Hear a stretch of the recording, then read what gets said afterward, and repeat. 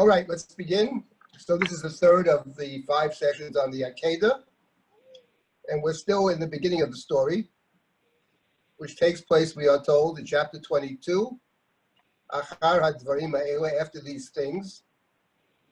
So we've discussed the last 2 weeks what after these things might mean, and essentially we came up with 3 possibilities which are not mutually exclusive. One is that the focus in chapter 22 is the story of Yishmael in chapter 21. And we discussed the parallels and the contrast between those 2 stories. The second is that after these things is primarily related to what comes just before. A rather sensible opinion. The Rashbam puts that out there, but his own interpretation of it, he gave his own view of that. And I suggested 2 other significances of seeing the story of the Akeda as following the story of Avimelech. One had to do with the choosing of the place that God chooses, as opposed to Avram's choosing of the place at the end of chapter 21. And the second point is that the connection is not only to what immediately precedes the Avimelech sequence that comes just before, but actually back in chapter 20, is the first part of the Avimelech story. Avram's sojourn in the land of the Philistines, the problematic sojourn there, saying his wife is his sister, insisting she actually is his sister, and one might say talking the language of the Philistines, talking the language of Avimelech, excuse making. But at the end of chapter 21, he takes a different path. And the Torah there distinguishes Avram from Avimelech. And chapter 22 of the Akeda is then a further separation from Avimelech, as instanced by the fact that in the chapter, God says later on, you've proven through your passing this test, you are a God-fearing person, Yirei Elohim, which was precisely Avram's critique of Avimelech in his land back in chapter 20. Why did you do this? Because I saw the people were not God-fearing, they would kill me on account of my wife. So that's the second path of after these things. And one can embrace both possibilities. They're not mutually exclusive. It's a question of which is primary and which is the main connection, but they're both there. Then we suggested a third important possibility. We noticed, without getting into the details of it, but we noticed that chapter 22 seems to have some very interesting connections to chapter 12. Chapter 12 is Lech Lecha, the first communication of God to Abraham. Go to the place that I will show you. And now with 22, another Lech Lecha. Go to the place that I will tell you. And there seem to be all kinds of interesting parallels between chapter 22 on one hand and chapter 20 on the other, including the place. In chapter 12, Avram goes to Elon Moreh.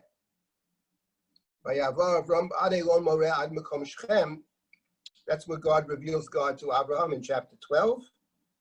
Elon Moreh, he builds an altar there, keeps traveling, cries out to God. And over here in chapter 22, he goes to not Elon Moreh, but a similar sounding place, namely Har HaMoriah, where of course he will construct an altar and he will bring a sacrifice. What's interesting to note in this context is the difference between them. We pointed out and discussed a little bit one distinction between the 2 stories, having to do the place that I will tell you and the place that I will show you. But another very interesting distinction between the 2 stories is that in chapter 12, when God first speaks to Avram and says to leave your land and your homeland, your father's house, and then God makes a promise, I'll make you a great nation, I'll bless you, your name will be great, you'll be a blessing. The beginning of chapter 12. In chapter 22, the Akeda, there are also blessings, but they come at the very end. In fact, the blessings at the end are a reaffirmation of the earlier blessings, but it's only at the end of the story. And one can explain it very simply, that in chapter 12, when Avram first sets out to parts unknown, God is encouraging Avram to go. go ahead, leave your home, leave your land. And if you do this, there'll be a reward. He's a person who needs incentives. That's in chapter 12. And in point of fact, in chapter 12, he does leave his home, he does leave his land, he comes into the land of Canaan, he builds a mizbeach. But we shouldn't forget that after just a few verses, we find our hero in the land of Egypt saying that his wife is his sister. So I think one can say with some surety that he doesn't fully understand the mission yet in chapter 12. Chapter 22 was the chapter where Avram sees everything very clearly. Here he comes to a deep understanding. And in this particular case, there is no promise of a blessing. In fact, of course, one could argue, what kind of blessing could he get? Remember back in chapter 15 when God said to Avram, don't worry. Chapter 15, verse 1, I shall protect you. I'm your shield, Magen Avraham. Your reward is very great. And Avram said to God, what should you give me? I have no successor. I have no heir. Shem Elokim matiten li. But Meshek beiti damesek Eliezer. God says, don't worry, you'll have a successor. You'll have an heir. You have a child. You have a land. But over here in chapter 22, what is God going to say? Sacrifice your remaining and only son, but there be a reward for you? What kind of reward could there possibly be? I mean, guess a reward in the world to come, maybe. But the fact is, in the Chumash, there's no possible reward. So it would make no sense to speak of a blessing in the beginning of chapter 22. When he passes the test, as he does, then at the end of the chapter, those very blessings come back into play. They are a reaffirmation and perhaps an expansion of the earlier blessings. So to come back to the main point that I'm making here, is that after these things refers not only locally to Yishmael and Avimelech, but after these things can be understood as after all things. This is the culminating story of Abraham's life, culminating in sense of the promise and the covenant. This is the culminating story. This is the last speech. There will be other stories. There's chapter 20, chapter 23, 24, beginning of 25. Those are descriptions of how this plays out. How do you make the dream a reality? That's another theme. But in terms of the speech, the talking to Abraham, the ideal, the dream, this is the last story. So that we have now three different possibilities for what after these things means, and actually they're all three true. They in no way are contradictory. But the idea that this is a culminating story underscores the significance of the Akeda, both within the story of Abraham, but actually it's more than that. It's a significant story in the Bible in general. And the proof is that other stories play off it in many ways. I'm not sure we'll have time in these 5 sessions to get to all of that. In fact, I know that we won't have time to get to all of that. We may touch upon it a little bit, but this is actually a very important point. These are 3 different ways in which this Akeda story is afterwards, is coming after something. There actually is another way, a 4th way, which is very important. Maybe we'll get to that today or maybe not, and we'll see. So let's again pick up our story. And of course, the Akeda is a story that is fraught with all kinds of difficulties, all kinds of very serious questions, the religious and the ethical. It's been the subject of many, many thinkers, Jewish and non-Jewish. Let me just say at the outset that what I'm trying to do here is to try to figure out what is the most plausible reading of the Chumash. I am not going to, try to insert my own problems into the text, at least not consciously. A good postmodernist thinks that we're always inserting ourselves into the text. It's all about our own, whether consciously or unconsciously, but at least consciously, I'm going to try to figure out what I think the text is saying. So that, for example, Many people may be bothered. Certainly people are bothered, and many people have been bothered by Abraham's simply acceptance of the command to take his son Isaac and to slaughter him as a sacrifice. I understand the problem. Why didn't he complain? Why didn't he argue? Maybe we'll touch upon that briefly. But the point that I would make is that, in fact, he doesn't argue. And not only does he not argue, but in point of fact, at least on my reading, I detect not the slightest suggestion in the text that his failure to argue is problematic. Zero suggestion in the text. So those who suggest that the text actually does say that in some way, I think the burden of proof is on them. I'm not saying that someone couldn't convince me, but no one has succeeded so far. Let's put it that way. I don't see that at all. Now, as to why that might be the case, we can see or discuss perhaps, and might come up in the comments or questions as well. In any event, let's just start over again very quickly. After these things, chapter 22, verse number 1, Abraham,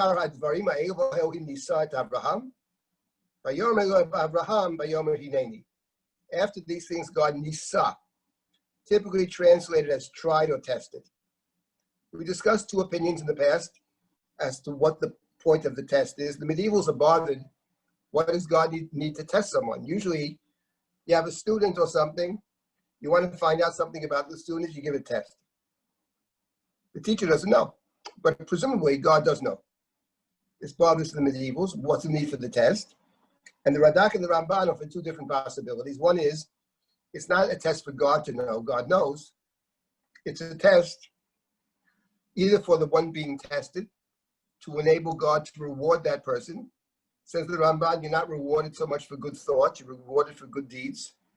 God wishes to reward Abraham for his good deeds, and therefore sets up a test which enables Abraham to be rewarded. And the other view, the Radak, suggested that the test is not for Abraham per se, but rather for those who read the story. For those of us who are seeing the kind of behavior that Abraham exhibits, and it's a way to imitate good behavior.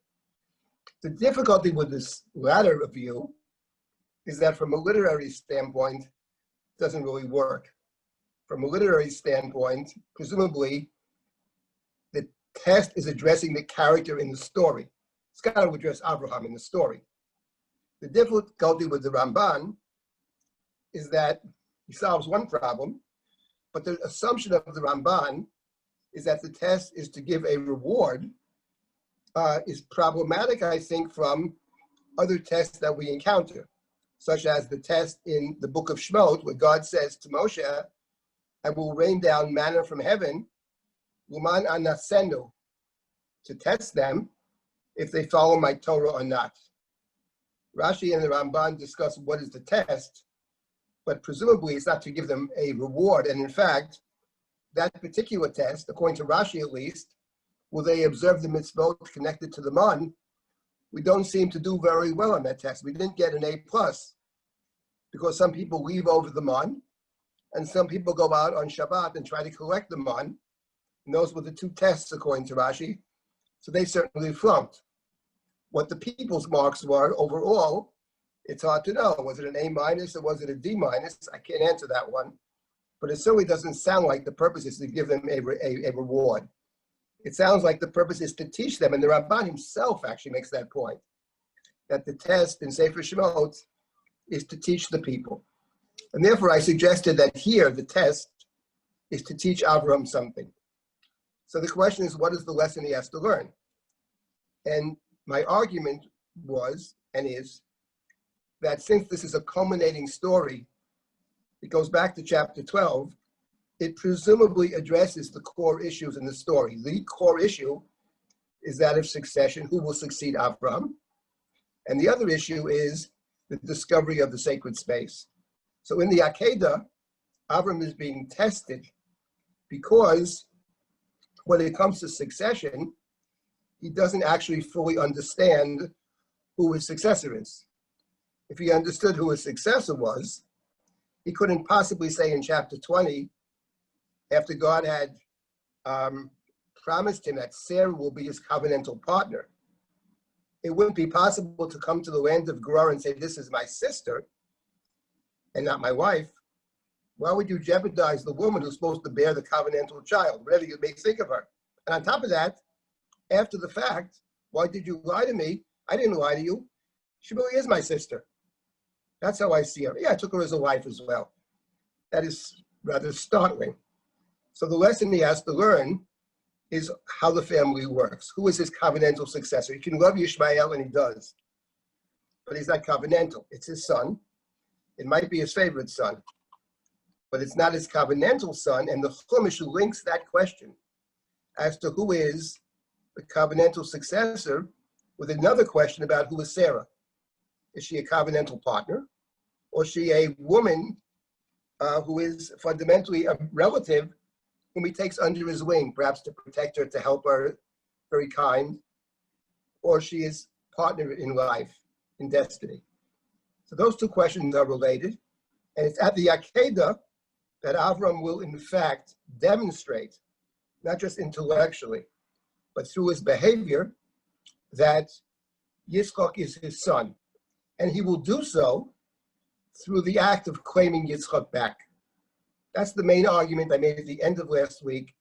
He will claim him back, unlike Yishmael. Yishmael is sent away by Abraham unwillingly, doesn't want to do it. It's very evil in his eyes, but when God says do it, he does it. And then Yishmael sets out with his mother in the desert, Hagar, who in effect becomes his primary parent, who ends up marrying a woman from the land of Mitzrayim, where she's from. And in chapter 22, God commands Abraham in the beginning of the Akeda, take your son, your only son, Yechidcha. Now he has more than one son, but Yechidcha from a covenantal standpoint, or the one who remains with you. So Yishmael is sent away. And Abraham is told to sacrifice this remaining child to God, which he sets out to do, as we'll see shortly. But then in the story, he's told not to sacrifice Isaac, and Abraham, on his own, will understand that if this requires a substitution. And Abraham will look up, he'll see an ayil, sees the ram, and he brings the ram instead of his son. And when he brings the sacrifice instead of Yitzchak, he is claiming Yitzchak back. So the point of the Akeda is that Isaac is Abraham's son, not just by default, he's the only one left. But no, Abraham has to go through an action to do something which in fact declares symbolically, this is the child I take back, this is my son. And that addresses the question of succession. He must proactively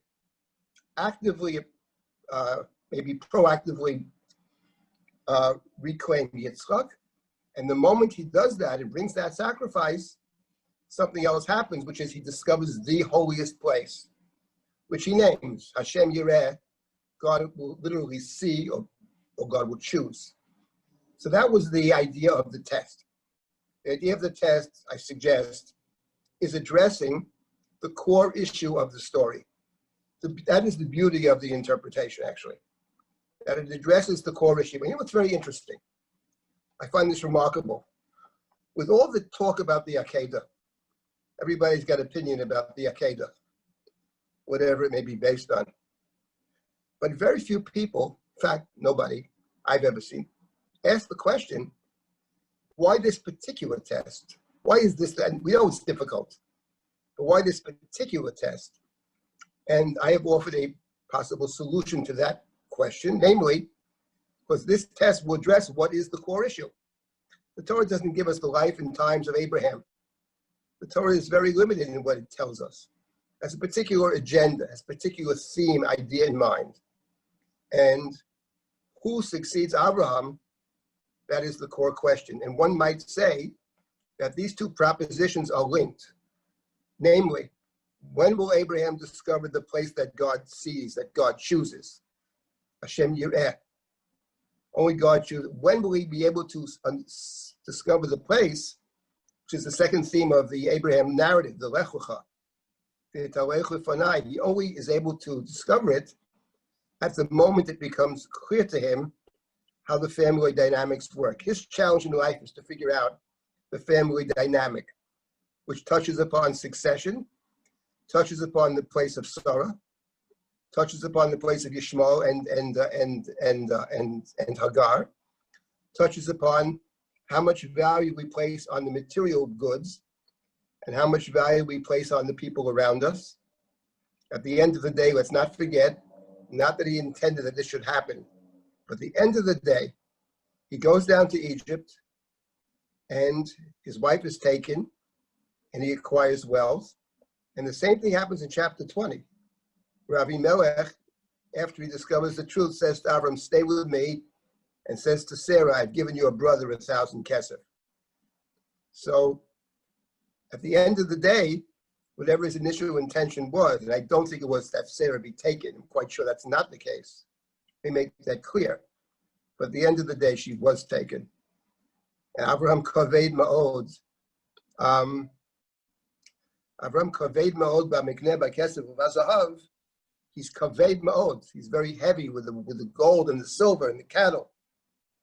But just a couple of chapters later, Sarah turns to Abraham and says, after Hagar is given to Abraham and she's pregnant right away, and the Torah says, "Vatekal gevirta b'eineha," her mistress became light, unimportant, a lightweight. And she turns to Abraham and says, "The wickedness is upon you, chamasi alecha. I gave you my maid for a kal b'eineha. Now I'm light. May God judge between us," means me and you, Abraham. So the kaved of the money of chapter 12 that he got when Sarah was taken, and now in chapter 16, she sees herself in his eyes as light, because the slave reflects the master, she says. If I'm light in her eyes, I'm light in your eyes. So these are the questions in the story. These are the core difficulties in the story that Avram has to figure it all out and set it straight, which he does. And he's able to do this once Yishmael is sent away. He sees very clearly, he sees perfectly. So that's I think, the power of this interpretation, that it deals with the core issue. It's always important in running any text. I don't care what it is. Tanakh, Gemara, especially Gemara. Gemara has 100 issues on the daf. And the question is always, what is the core issue? There's a main issue that they're wrestling with. Then, incidentally, there are 15 other issues that come up. And the trick is to be able to focus in on what is essential, and then afterwards deal with secondary and tertiary questions. So let's continue now. And I saw someone in the chat ask a question about the two Narim. I'll get to that. I'll try to deal with the two lads that go with Abraham. So fine. God said, Abraham, Vayomer Hineni. And Abraham says Hineni. What does Hineni mean? Hineni means two words. Hinei ani. I am here. That's Hineni.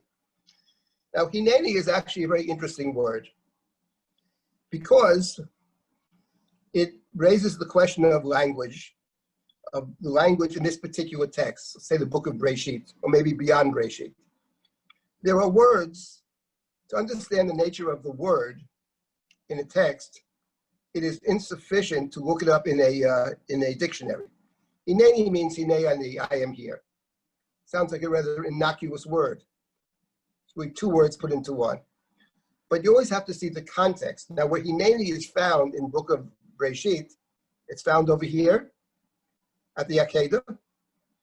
It is found in chapter 46 when Jacob goes down to Egypt, the beginning of the slavery in Egypt. It appears when Jacob sends Joseph to find his brothers in chapter 37. Joseph says, Hineni. He doesn't find his brothers. They find him. It appears in the story of the burning bush, which is the beginning of the exile from Egypt. So obviously, these are four stories of immense significance in terms of the storyline, in terms of the Chumash.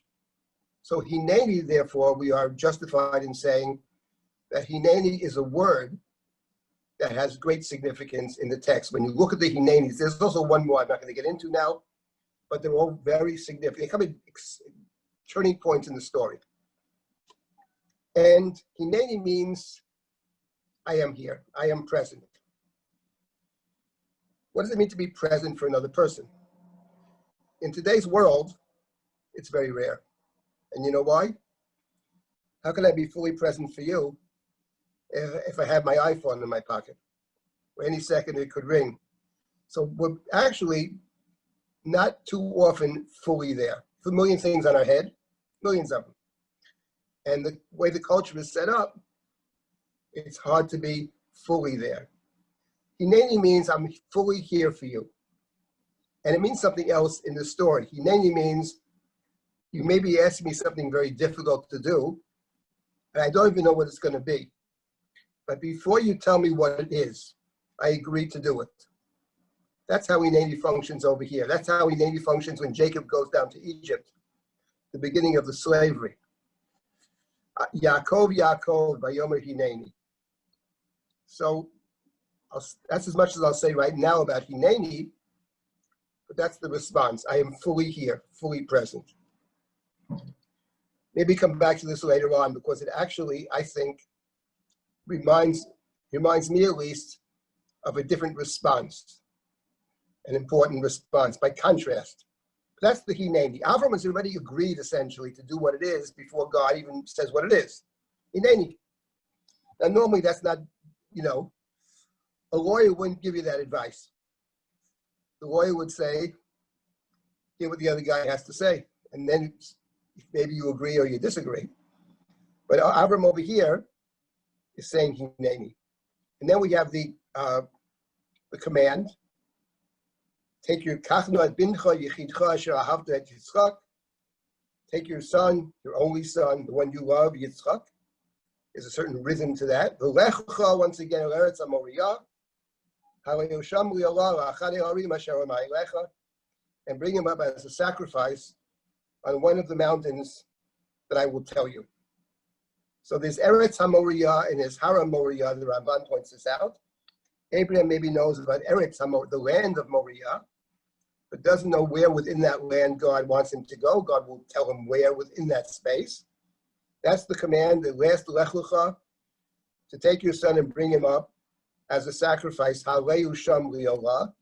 And the plain meaning of Haleu Li'olah does not mean just to put him on the altar and then take him down. That's a drush.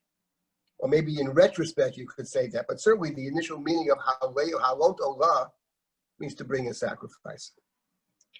Now before we proceed, I wanted to simply point out, well, it's a point actually that I think John Levinson makes in one of his books about the Akeda. I think it's a correct point. And that is, we have to distinguish, I'll explain it. I don't remember his explanation, or if he gives one, but I want to say something about this. And that is, there is a difference between bringing a sacrifice and killing somebody. Now, of course, you slaughter the sacrifice. Abraham will take the machelet, the blade with him, the knife, of course. But the Torah doesn't present it that way. It doesn't say kill your son. It says bring him up as a sacrifice. Haleu li'olah. And the assumption or the presumption of the Chumash, Abraham doesn't question this at all, doesn't argue. Earlier he does argue with God. He argued quite strenuously with God in chapter 18 about Sodom of all people. It's not right. Here he doesn't say a word. And here there's an important point I want to make about Abraham. And that is that the birth of Yitzchak is probably true in general, that the Torah believes that God has the right to reclaim life because all life belongs to God. That I think is probably true as a general proposition. But in this particular case of Yitzchak, it goes beyond that. Because we have to remember that Yitzchak's birth is actually supernatural. It's supernatural in the sense that the Torah made it clear in chapter 18 that Sarah cannot bear a child. The Torah is explicit. The way of women is not with Sarah anymore, which means she's past childbearing age. It's not possible. And that's why she laughs, and Abraham laughed at the end of chapter 17, because it can't be. Science says otherwise. As a general proposition, as we're learning every day, it's a good thing to follow science. Not that scientists don't make mistakes, but as a general proposition, it's a good idea. But Sarah does bear a child. Actually, it's very striking. Sarah bears a child in chapter 21. It's a reading for the first day of Rosh Hashana. I would simply take note of the fact that the Torah describes the liaison between Hagar and Abraham one way, and describes it very differently when it comes to Sarah and Abraham. When it comes to Hagar in chapter 16, the Torah says, Vayavo, let me just get exactly the phrase. Vayavo el Hagar vatar. He went, he came, often sexual. He came to Hagar who conceived. Chapter 16, verse number 4. When the Torah describes the birth of Isaac, it is, I think, extremely striking in chapter 21 that the Torah doesn't say Vayavo el Hagar el Sarah vatar. The Torah says that God Akedat Sarah kasher amar, and that vatar vatelet Sarah li Abraham ben. She conceived and bore for Abraham a son in his old age. And again, Abraham called the son that was born for him, that Sarah gave birth to, Isaac. It's very striking that the Torah here, at least in chapter 21, seems to have avoided the typical phrase you would expect, Vayavo el Sarah. Almost as if the Torah is suggesting that the birth should be attributed less to Abraham and more to God. And in fact, I think that's clear because of what Sarah said after she gives birth. Sechok Elohim, kol hashomei yitzchak li.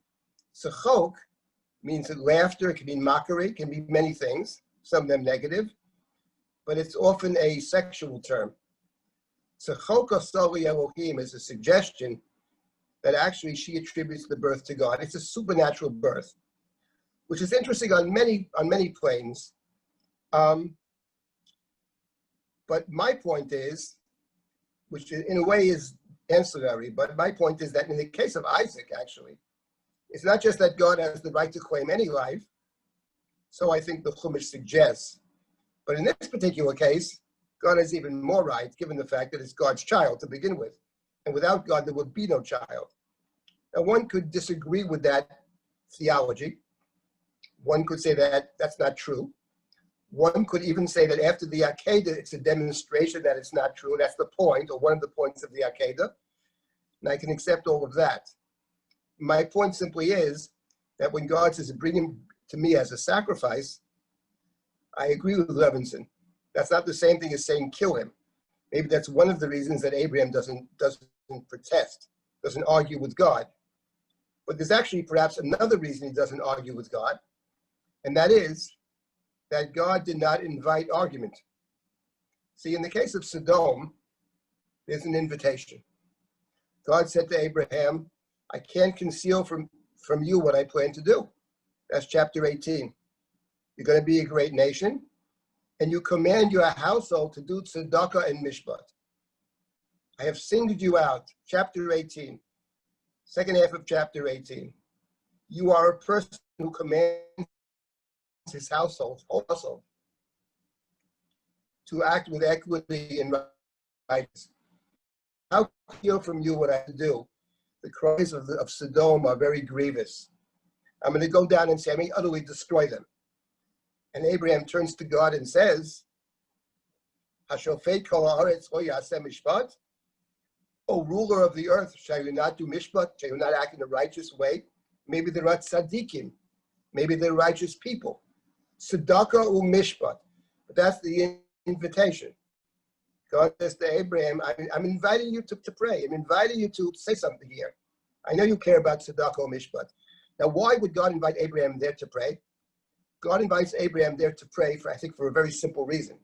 Because God is bent on destroying Sodom and Amorah and these towns But these are the very towns that Abraham rescued.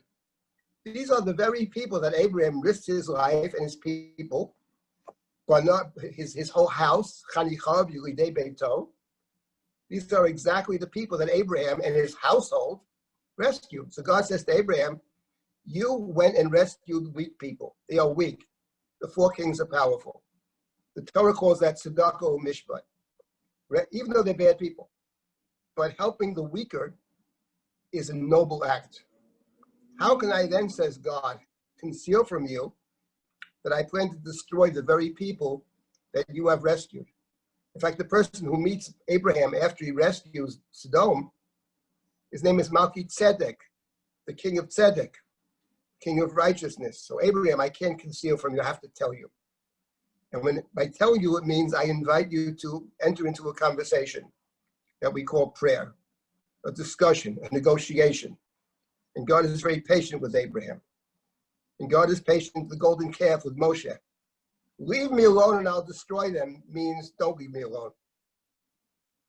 Hanichali, heref mimeni. Those are invitations to pray.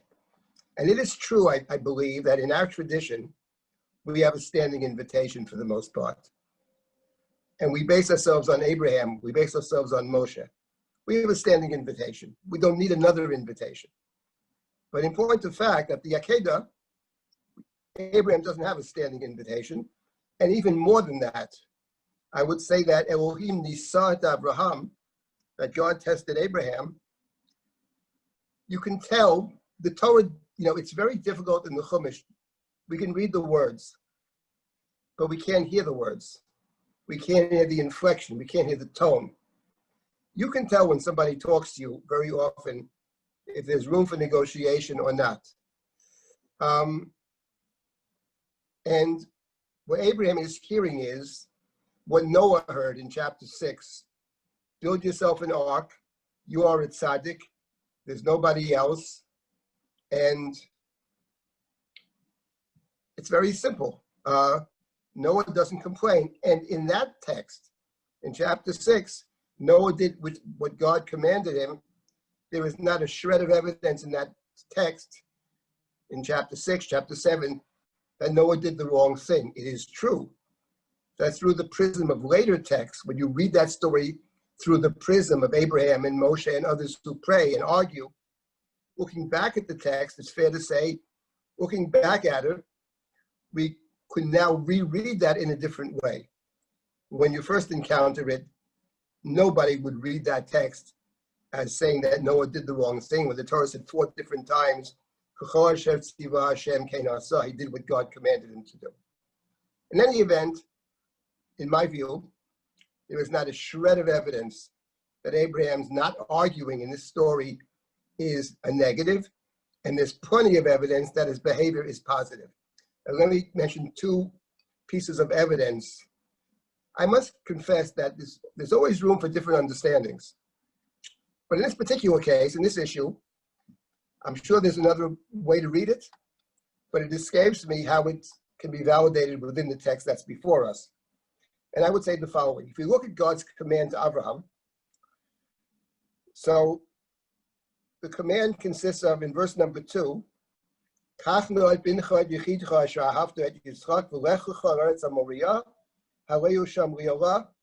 are 3 verbs. One is to lech, to go. One is kach, to take. And the third is ha'leyu, to bring him up as a sacrifice. Bring him up as a sacrifice. And in verse number 3, as we had in the previous chapter, Abraham responds immediately. Gets up in the morning. He saddles his donkey. He takes with him 2 young men and his son Yitzchak. And he chops the wood of the olah for the burnt offering.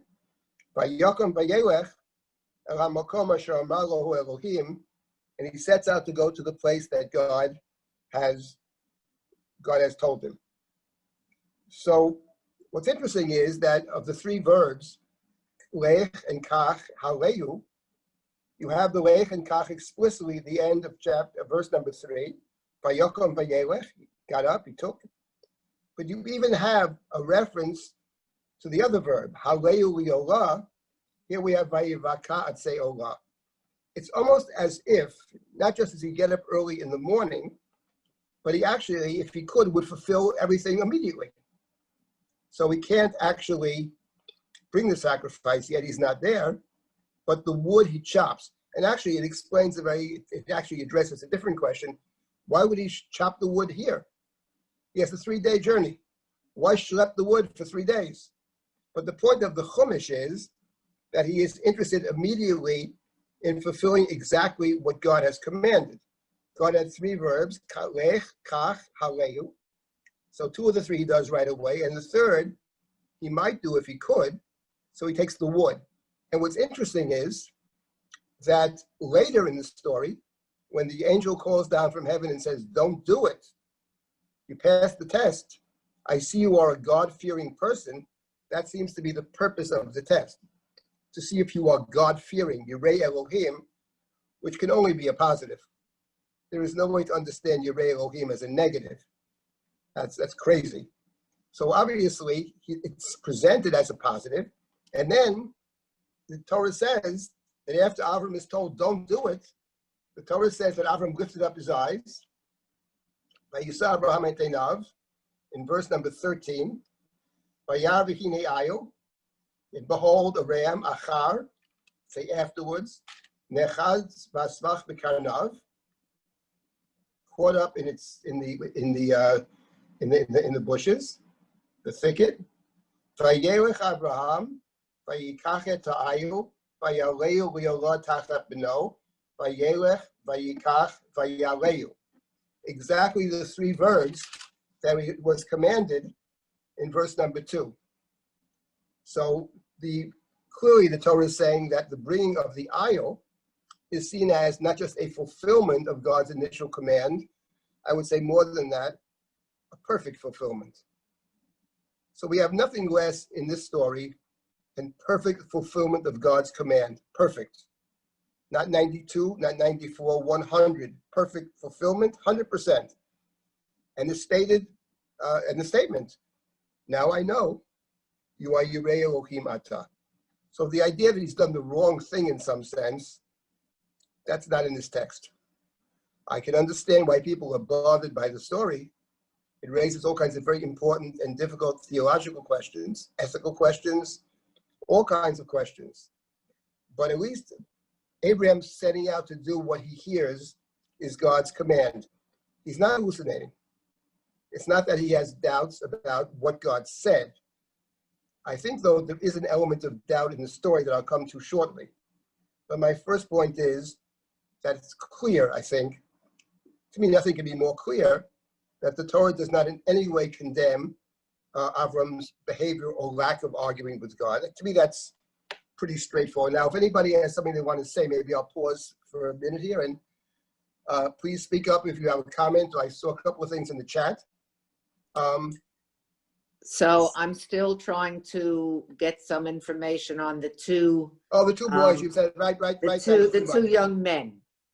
2 young men. Shnei Narim. Because I see in the stone Chumash, it says he took Eliezer, who I knew, and Ishmael, who I didn't know was back in town. He's not. That's a medrash. So if you the question could is, of share course, a little bit on that. I will be happy to. Thank you. So first of all, yeah, the stone Chumash usually just follows Rashi. And the point of the medrash always has a point. Let me make that clear. The medrash is a fantastic interpretive tool, but we shouldn't take it literally. When you take it literally, it's often absurd, and it's furthermore reductive. Because when you take it literally is for lazy people. You don't have to think about it. What are they really trying to say? Now, let me get to the point about the 2. Let me rephrase, and maybe this is not your question. I'll try to get to your question as well. But I would say the following. What is the point of the 2 Narim altogether? Why does the Torah mention these 2 Narim? What is their literary function? How do they function within the story? So let me make a couple of points about that.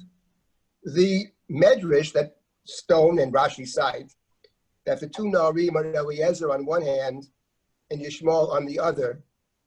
But of course, it's not the slightest intimation that these are the two Narim. And furthermore, it's not even possible. Yishmael was off in the Midbar Paran after he married the Egyptian woman. So forget about that.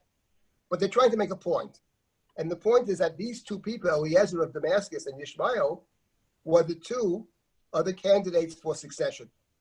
So the point being that when Abraham goes to the mountain, he's going to leave these two boys behind. He says explicitly to them in verse number 5, Vayoma Abraham al Narav, Shvulachem Polam Achamar, you stay here with the Chamar, you stay here with the animal. Vani va'anar nelcha ad ko. But me and the boy, referring to Isaac, will go ko. The contrast in the text between po and ko. You stay po, I'm going ko. You stay behind. Now those who stay behind, says the Medrash, are those who were not worthy of being successors. So that's what they're getting at. But the two Narim actually have another function in the story. And the function they have, apart from highlighting Isaac's going alone with Abraham, but there are two other points over here. Number one, that the two Narim, apart from being a foil, they are the non-Isaacs, there's another point, which is that this affords Abraham the opportunity to actually have a conversation. And what he says is very interesting. You see, the Akeda, the way the story is built, has two pillars in terms of Abraham. One is what Abraham does, and the other is what Abraham says. And the two seem to be contradictory to each other. Because what Abraham does, he gets up, he gets the wood, he starts to walk to the mountain, he takes Isaac, he binds Isaac, and everything he does leads to the inescapable conclusion. He takes the knife, he holds the knife. That's what he does until the angel stops him. But what he says is very different. He has two conversations in the story. The Torah is very spare with words. The first conversation is to the two Narim. The two Narim are there, and Abraham says to them, you stay here, you stay po. Ko. Now the word ko is again an innocent word in and of itself. But the word is not innocent. When you learn the Chumash and you learn it in combination with all the text together, the words take on a deep meaning. We remember, of course, Abraham in chapter 15 told God, what reward are you going to give me? I have no successor. And God said to Abraham, come outside. He took him outside. And he says, look at the heavens. Number the stars. Can you count them? And there's no response. Of course, we can't number the stars. Vayomer, and God said to Abraham, Ko yezarecha. Ko yezarecha. Your descendants will be just like that. Ko.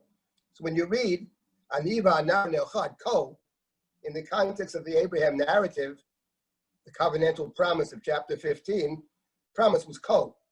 So these two stay behind. Vaniva anar ne'echad, Ko. But then Abraham continued. We will bow down and return. So what he says is suggesting that he believes that he's not going to sacrifice it.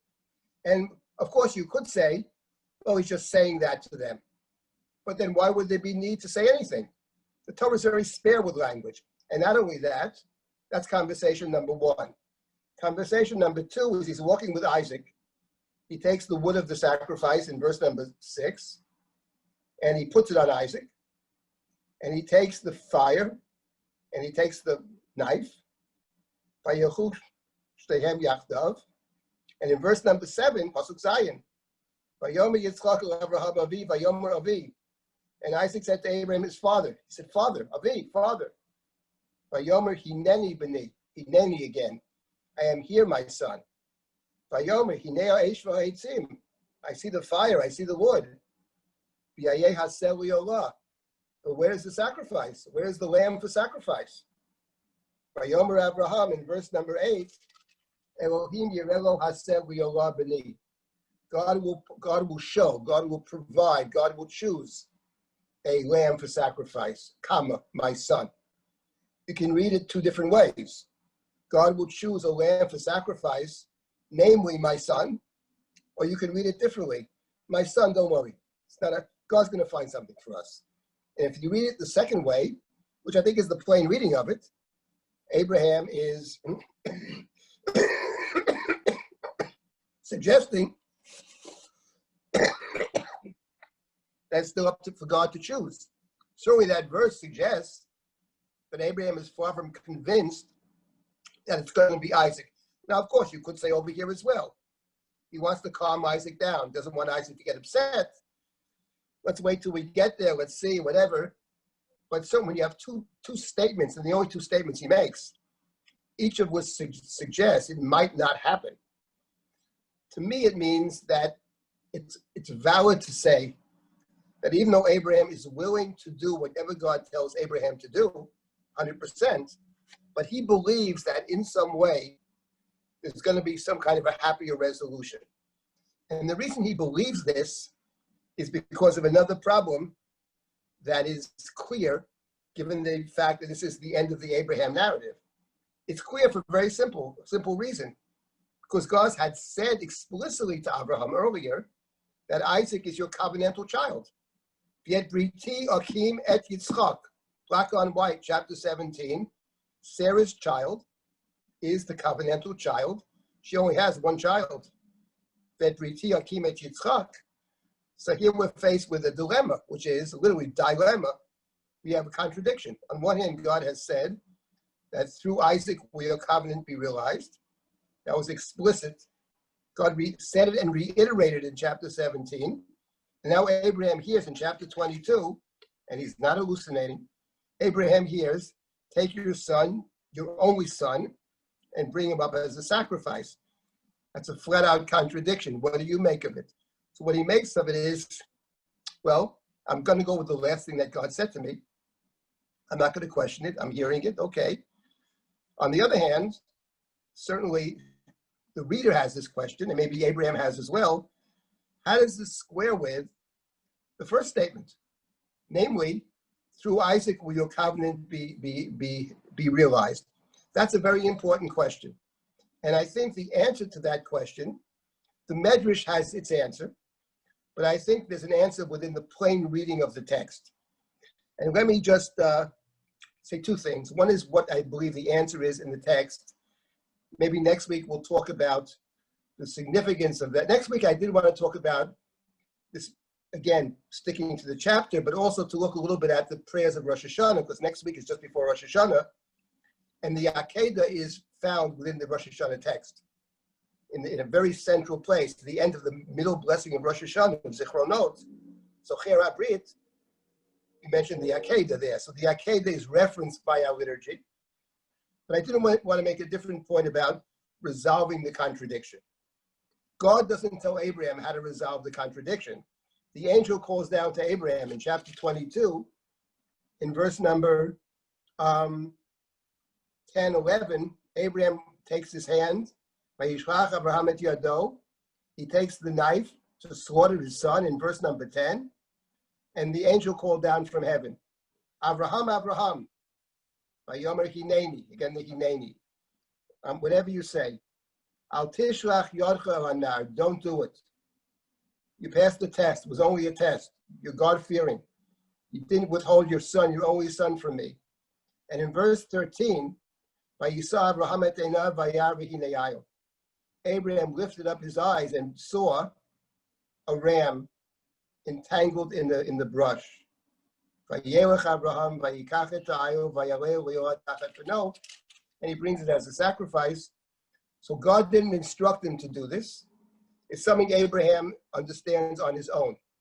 And what he understands on his own is that there must be a way to resolve the contradiction between sacrifice Isaac on one hand, and Isaac is your covenantal child on the other hand. And the resolution of the problem, in my view, in the plain meaning of the text, is actually the sacrifice. The sacrifice is, from one perspective, of course, the sacrifice is not Isaac. is something instead of Isaac, in the words of the Chumash, Tachat Beno. But in a certain symbolic sense, the sacrifice actually is me. The idea of sacrifice is the act of substitution. The two great sacrifices of the Torah, one in the book of Genesis, which is the Akeda, the idol, and the second great sacrifice in the book of Exodus, the Korban Pesach. In each of those two cases, the sacrifice is instead of the person. In the first instance, instead of Isaac. In the second instance, instead of the firstborn. Parallel stories. So in a certain way, it's almost a mystical idea, but I think it's actually the pshat, which is the sacrifice is both me on one hand and not me on the other. And that's Abraham's understanding, which he comes to on his own. No one told him this. He figures it all out, how to resolve the contradiction. The contradiction is resolved by virtue of the sacrifice, of the korban, of the ayil. Now, that itself, I think, has some very interesting implications for the story of the Akeda. Because if this is true, that the sacrifice is in fact the resolution. And remember that when Abraham brings the sacrifice, he accomplishes two things simultaneously. One is he redeems his son. He makes it possible for Isaac to be covenantal. Tachat Beno, what we call in modern halachic language, pidyon haben. He redeems his son, but something else happens exactly at the same moment. And namely, that he discovers the sacred place. Because the place that he brings the sacrifice, he names the place Hashem Yireh. Asher Ye'omer Hayom Bahar Hashem Yireh, place that God literally sees or will see, place that God sees or is seen. And what's interesting is that the name of the place, Hashem Yireh, which is probably playing off Haram Moriah, it has an additional significance and a very important one. Remember, when Isaac said to his father, "Father, where's the seh? Where's the sacrificial lamb?" And the answer was, Elohim Yirelo Haseh. God will provide a seh. Elohim Yireh. And he names the place Hashem Yireh, as if to say, what I said earlier is true. God did provide. God provided not a seh, but an ayil. And what is the difference between the seh and the ayil? The difference is this. The seh is a lamb. An ayil is a ram. A ram is big. A seh is little. You can catch a seh, but you can't catch a ram. And Abraham understands if this ram is entangled in the brush, it's what the Medrash is getting at. If it's entangled in the brush, it means that this is prepared by God. It's not an accident. It's not a coincidence. It's divinely ordained. Abraham understands. And you know something? He knows that ram has to be there. He's figured it out on his own. He lifts up his eyes. No one has to tell him. He's come to a perfect vision, a perfect understanding.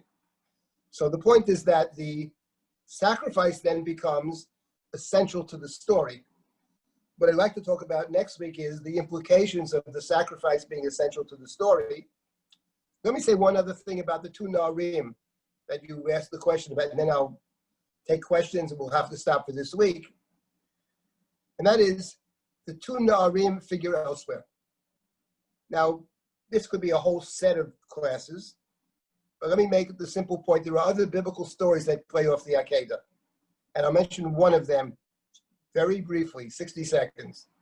The story of Bilam, who sets out to curse Israel, as noted by Rashi, the Medrash, and all kinds of statements in our tradition, that the Bilam story is parallel to the Abraham story.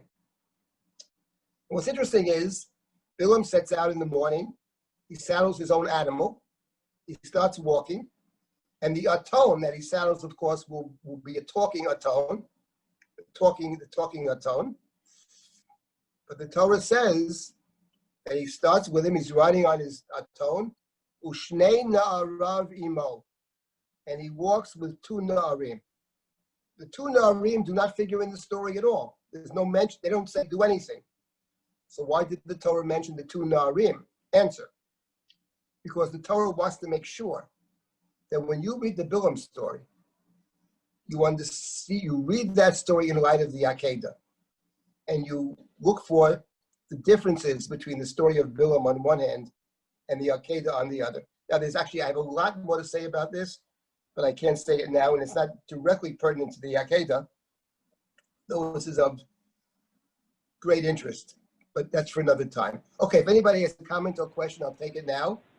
And we'll have to continue next week with the Akeda, with the Karban, and also perhaps to look a little bit at the Machzor to see how the Machzor uses the Akeda, and between Rosh Hashana and Yom Kippur, to look and see how the davening of Yom Kippur, in particular the Slichot, use the Akeda. That's also very interesting. If anybody has a comment or question, please speak up. Rabbi Silber, I have a question. Yes. Okay, if indeed the Akeda, as you have pointed out so convincingly, is telling us that Abraham has come to find the sacred space, and he has come to confirm in his understanding that Yitzchak is the covenantal son. What about his feelings about his relationship with Sarah? And I'm looking ahead in the next parsha, in the next parak about Chayei Sarah, when Abraham goes to find a burial place. He doesn't refer to her as his wife. He refers to her as Meiti, my dead one. And she was referred to as Meitcha, Meiti, Meitecha. Not until the very last, one of the very last psukim, we see, V'acharei kein kabar Abram et Sarah ishto. Is that when he finally understands that she was not his sister, but is that when he comes to that realization? I just was wondering what your thoughts were. I would say the following. Thank you for the question. I would say this. When we read the story in chapter 23 about burying Sarah, so what's interesting is that the people of Bnei Chet, the Canaanites, actually offer Abraham a grave. They say, you can have whatever grave you want. No one's going to withhold the grave from you. You have it for nothing. There's no mention of money. Bury your wife, whatever. You're a prince of God amongst us. They think very highly of Abraham. We'd be honored if you bury your wife amongst us. What's interesting is that's not what Abraham wants. The term that appears 3 times in chapter 23 is the term achuzat kever. Achuzat kever is not just a grave. He's not after a grave. He knows he can bury Sarah any place. But the point of this purchase, Marat HaMachpelah, in the book of Bereshit is, this actually, I'm not being political here, forget the politics. The fact of the matter is that in the book of Bereshit, this symbolizes the acquisition in the land.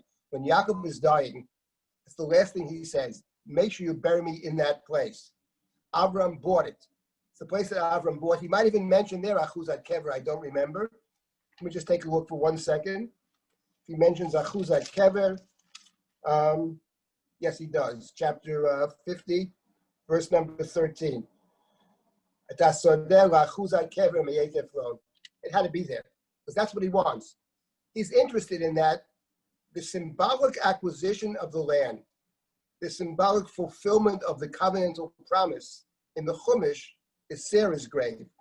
We talk about Abraham's grave. It is also Abraham's grave. But what's clear is it's Sarah's grave. And not only that, we have Abraham eulogizing or mourning Sarah. And we don't find that actually in the book of Bereshit. It talks about people crying and eulogizing. We only have it in 2 cases. We have Sarah on one hand, and we have Yaakov on the other. And what they have in common, apart from the fact that Yaakov is named for his grandmother, Yisrael, for Sarah. It's named for his grandma. But there's something else they have in common. They both suffer. The ones who pay the price, the covenantal price, was not paid by Abraham. He's got a pretty good life. The person who pays the covenantal price, which later becomes called Gerut Avdot and Inui, is Sarah. She's kidnapped, she's molested. She's the one who pays the price. And Jacob is the suffering Jew in the book of Bereshit. He suffers his whole life, actually, as he says himself. How old are you? Not as old as you think. My life is short and bad. And those are the people, the ones who pay the price, are the ones that we have to, in the Chumash, those are the ones we cry for. So I would say that it's not so much because, he's calling Meiti because he's talking to them. He's not sharing his inner feelings with Bnei Chet. But at the end of the day, I think the point is the Achuzat Kever. Achuza means the land that actually is yours. Achuza. So that's very significant that Sarah's place is the symbolic place. And number two, story after that, he insists on finding a wife for Isaac who was going to replace Sarah. If Sarah was important for him in choosing how the covenant proceeds, then Isaac must have a similar woman. And the last verse is that Isaac took Rebekah and brought her into Sarah's tent. And then he was consoled for Sarah. So I think in terms of the story playing out, that's clear. What is also clear is that the Chumash is not so much interested in the kind of romance, because after all, he may even come to this full recognition after she's dead. But it doesn't seem to bother the Torah. What bothers the Chumash more, what they care about, is whether you come to an understanding or not. So I think that's what I would say to your question. Thank you. Thank you. Okay, so we'll stop then at this point. There's no one else with a question. We'll stop. Next week, we'll continue with this chapter 22. And I did want to look a little bit more at the davening of Rosh Hashana and see how the Rosh Hashana liturgy is using the Akeda. Thank you. Thank you very much, Rabbi Silber, and thank you all for joining us today on Zoom and on Drisha Live and on Facebook. So this evening at 8 p.m. Eastern, we're going to continue our Elul programs with the start of a new 3-part series titled Ritual Reenactment, Becoming Moshe, a Mother, and a High Priest in the Yamim Noraim Tefillah class. So the class is going to be taught by Rabbanit Leah Sarna. She just recently joined Drisha's educational staff as the Associate Director of Education and Director of High School Programs.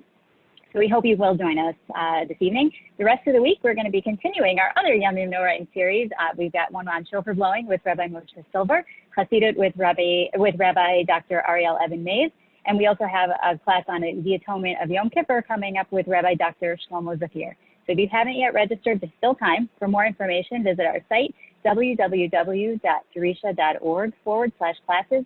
The Zoom, Facebook Live links, and Drisha links, they're all posted in each class. And in case you missed a class and you want to catch up, we post the recordings on our website in our online library. So just go to the toolbar and hit and click on Online Library, Audio Library. Thank you again, Rabbi Silber. And we're happy to have this opportunity to learn with you today. And yes.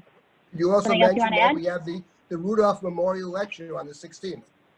Yes, we have that coming up next week. So save the date. We sent an email to our listserv the other day, and it's going to be with Dr. Yael Ziegler on Sefer Tehillim. So we will be sending out another notification sometime later this week. Check out the Facebook events the events for Drisha on Facebook and on our website, again, www.drisha.org/classes. They're all there. We look forward to seeing you, Rabbi Silber, along with everybody else who joined us today in next week's session, I guess the same time, same place, and hopefully even sooner in our other classes at Drisha. Take care, everyone. Have a wonderful day. Thank you.